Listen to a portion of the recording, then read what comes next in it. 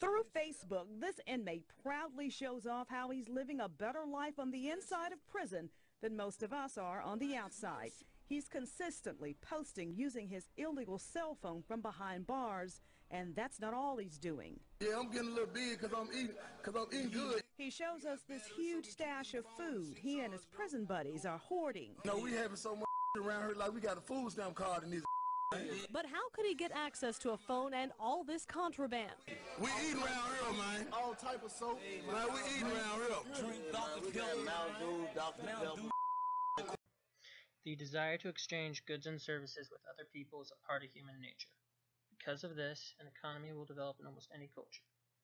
This is true even in prisons. Prisoners aren't allowed to carry any money. Instead, any money they receive in prison is kept in an account which is connected to their prisoner ID cards. This is the primary form of legal currency in prisons. Prisoners can use their ID cards to make purchases at the commissary or canteen, where the prison sells them approved items. But as you can imagine, there are strict rules and a long list of items that aren't approved. In order to satisfy their desire for things they shouldn't have, inmates have developed a black market economy.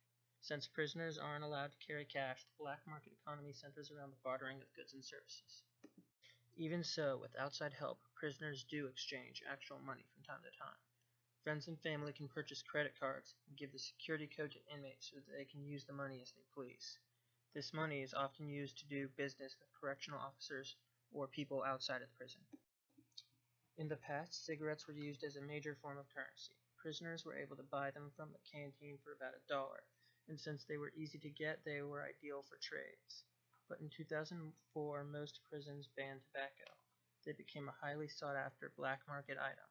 Since they aren't very expensive on the outside, gangs would smuggle them in bulk and sell them for a large profit. Since a large percent of inmates were arrested for drug-related reasons, it's easy to imagine that many kinds of illegal drugs have also found their way into prison.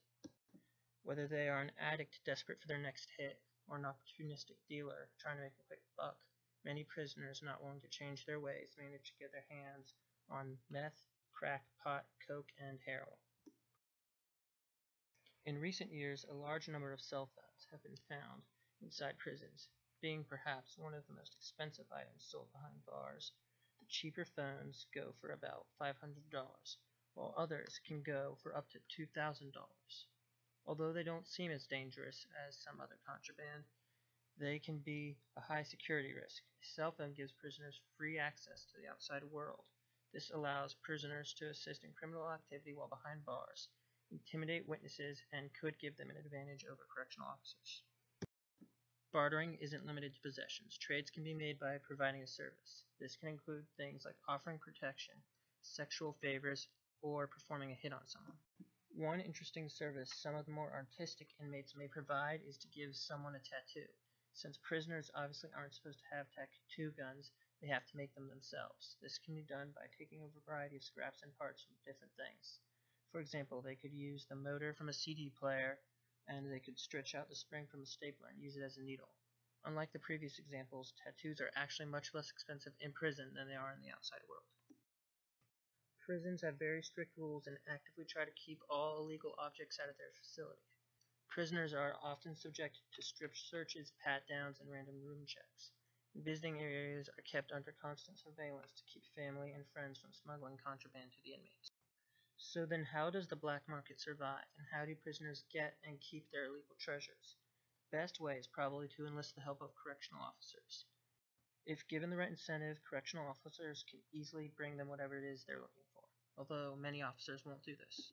So many prisoners have found ingenious ways to sneak their goods past security without the help of officers. Prisoners may hide their merchandise within their own bodies. Some prisoners have been known to smuggle contraband in their rectal cavity, or put drugs in a small balloon, swallow it, and then retrieve it after using the bathroom. Prisoners are constantly finding new and clever methods to get around prison security, and prison security is constantly looking for new ways to counter those methods. It's a never-ending cycle and a sign that our prison's black market economy is most likely here to stay.